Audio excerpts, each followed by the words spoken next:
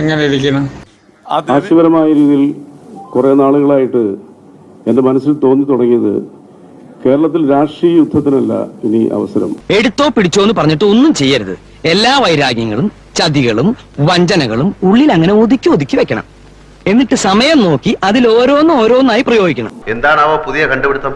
പഴയ ദ്രവിച്ച ആശയങ്ങളുമായിട്ട് ഇനി മുന്നോട്ട് പോയാൽ ഞാനൊരു സത്യം പറയട്ടെ, മുന്നോട്ട് പോയാൽ നമ്മുടെ നാട് വലിയ രീതിയിലുള്ള ഒരു വൃദ്ധസദനമായിട്ട് മാറും. വരൂ രാഷ്ട്രീയ യുദ്ധം എന്ന ദ്രവിച്ച ആശയങ്ങളോടല്ല എനിക്ക് യോജിപ്പില്ല എന്ന് ഞാൻ പറഞ്ഞു. അത് ഞാൻ ഉറച്ചു നിൽക്കുന്നു. നിന്റെ ഇഷ്ടത്തിന് എനിക്കൊന്നും ചെയ്തു തരാനല്ല കാശ് നിർത്തിയിരിക്കുന്നത്. അതല്ല ഇനി വേണ്ടത്. ഇനി പുതിയ തലമുറയെ അഡ്രസ് ചെയ്ത് കേരളത്തിനെ ലോകത്തിനൊപ്പം എത്തിക്കുന്നതിൽ രാജ്യത്തോടൊപ്പം ചേർന്നുകൊണ്ട് ഈ രാജ്യത്തെ ലോകത്തിന് മുമ്പിൽ നാലാം ശക്തിയായി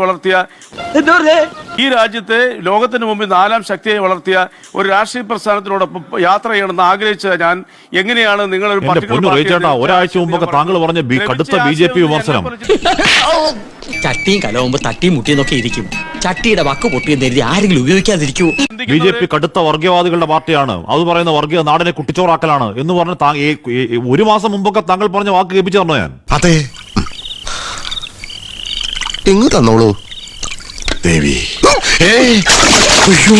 അല്ലെന്ന് നിങ്ങൾ കേൾക്കൂ. കേരളത്തിലെ ജനങ്ങളിൽ ദഹിക്കുന്ന ഒരു വലിയൊരു വിഭാഗം തന്നെ നിങ്ങൾ ദഹിക്കുകയെന്ന് പറയുന്ന ഇതിലേക്ക് യാത്ര ചെയ്യാൻ തുടങ്ങിക്കഴിഞ്ഞു. നിങ്ങൾക്ക് യാതൊരു സംശയമില്ല കാര്യം.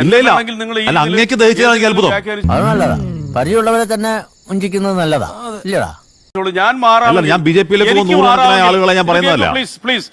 അങ്ങേക്ക് ഇപ്പോ കഴിഞ്ഞ മാസം വരെ BJP കൊടിയ വർഗീയവാദം പറഞ്ഞുകൊണ്ടിരിക്കുന്ന പാർട്ടിയാണെന്ന് പറഞ്ഞ് താങ്കൾക്ക് അടിച്ച കോള് തിരിച്ചടിക്കുകയാണല്ലോ ദൈവമേ. അങ്ങേക്ക് ദഹിച്ചതാണ് എനിക്ക് അത്ഭുതം. കാര്യം താങ്കൾ വന്നിരുന്ന് പറഞ്ഞതിന് കയ്യും കണക്കുണ്ടോ BJP-ക്കെതിരെ? ഇല്ല, എനിക്ക് ഓർമ്മയില്ലല്ലോ. ഞാൻ അങ്ങനെയല്ല പറഞ്ഞത്. നീ എന്താ വിചാരിച്ച? എനിക്ക് ആത്മാർത്ഥത ഇല്ലതാ. മഹാഭാരതത്തിലെ കർണനാടാ, കവിത പൊളിച്ചു നോക്കടാ.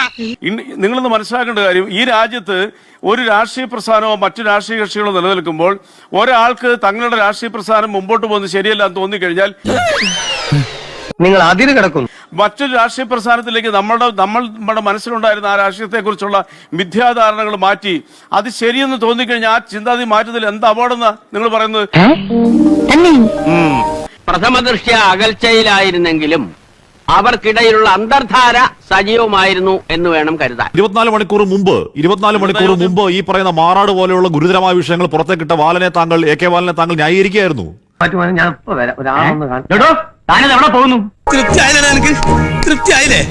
എന്നിട്ട് ഒരു ദിവസം കഴിയുമ്പോഴത്തേക്ക് CPM പറയുന്ന വർഗീയതയാണ് BJP ആണ് നല്ലതെന്ന് പറഞ്ഞാൽ അത് എങ്ങനെയാണ് ഇത് മനസ്സിലാകുന്നത്? എനിക്ക് മനസ്സിലായി. താങ്കൾക്ക് തെറ്റി. കാര്യമറിയാതെ എന്നെ തെറ്റിദ്ധരിച്ചില്ലേ? ഒരു തെറ്റിദ്ധാരണയില്ല. കണ്ടപ്പോൾ മുതൽ നമ്മൾ തമ്മിൽ നല്ല ധാരണയാണ്. ഈ മാർച്ചിങ് ശരിയല്ല. ബഹുമാനപ്പെട്ട AK ബാലന്റെ വാക്കുകൾ നിയന്ത്രിക്കണം, ഇദ്ദേഹത്തിന് റെസ്റ്റ് കൊടുക്കണം എന്ന് പറഞ്ഞ് ഞാൻ മിനിഞ്ഞാന്ന് പോസ്റ്റ് ഇട്ടതാ.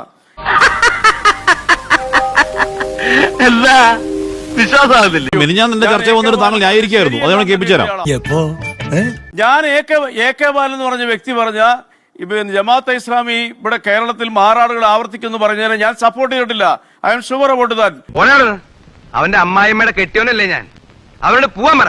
രണ്ട് കാരണങ്ങൾ. ഒന്ന്, കേരളത്തിൽ വർഗീയത പടർത്തി കേരളത്തിൽ വേരൂന്നാൻ ആഗ്രഹിക്കുന്ന രാഷ്ട്രീയ പ്രസ്ഥാനമാണ് BJP എന്നുള്ളൊരു ആരോപണം ഞാനും ഉന്നയിച്ചിട്ടുണ്ട്, മാധ്യമങ്ങളും ഉന്നയിച്ചിട്ടുണ്ട്. കുറെ നേരം സഹിക്കണു ഈ കോമാളി വേഷം. എന്താ എന്റെ ഉദ്ദേശം? എന്നാൽ കഴിഞ്ഞ കുറെ നാളുകളായിട്ട് ഞാൻ പ്രവർത്തിച്ചിരുന്ന ഇടതുപക്ഷം ഇപ്പോൾ വർഗീയപരമായിട്ട് കേരളത്തിലെ ജനങ്ങളെ ധ്രുവീകരിക്കാൻ. ഓഹോ, അങ്ങനെയാണല്ലേ? ഇതങ്ങനെയല്ലേ? ഒരു കാര്യം ഞാൻ ഉറപ്പ് പറയാം, കേരളം വികസിക്കണമെങ്കിൽ, നാളുകളിലെ തലമുറകൾ ഈ നാട്ടിൽ ജീവിക്കണമെങ്കിൽ, കേരളം ഒരു വൃദ്ധസദനം ആകാതിരിക്കണമെന്നുണ്ടെങ്കിൽ നിശ്ചയമായിട്ടും BJP-യോടൊപ്പം സഞ്ചരിച്ചെങ്കിൽ മാത്രമേ സാധിക്കൂ. ഞാനൊന്നും കാണുന്നില്ല. ഇപ്പൊ കാണാം. കേരളം ഇവിടെ വികസിച്ചിട്ടില്ല എന്ന് BJP പറയുകയാണെങ്കിൽ BJP ഭരിച്ച് വികസനത്തിന്റെ സപ്രപഞ്ചക്കെട്ടിലേക്ക് നയിച്ച ഒരൊറ്റ സംസ്ഥാനത്തിന്റെ പേരങ്ങ് പറ. ഇനി പറ, ഞാൻ കേക്കട്ടെ. ഗുജറാത്തിലേക്ക് പോകും. ഗുജറാത്ത് നേടിയിരിക്കുന്ന നേട്ടങ്ങൾ നിങ്ങൾ ഒരുപക്ഷെ ഗുജറാത്തിന്റെ ഇന്ത്യൻ ഭാഗങ്ങളെ കുറിച്ച് ചിലപ്പോൾ നിങ്ങൾ തർക്കിക്കായിരിക്കും. എന്നെന്തിനാണ് ഇന്ത്യയുടെ പിടിച്ചിടുന്നത്? ഗുജറാത്തിൽ വന്നിരിക്കുന്ന മാറ്റങ്ങൾ അത്ഭുതകരമായ മാറ്റങ്ങൾ.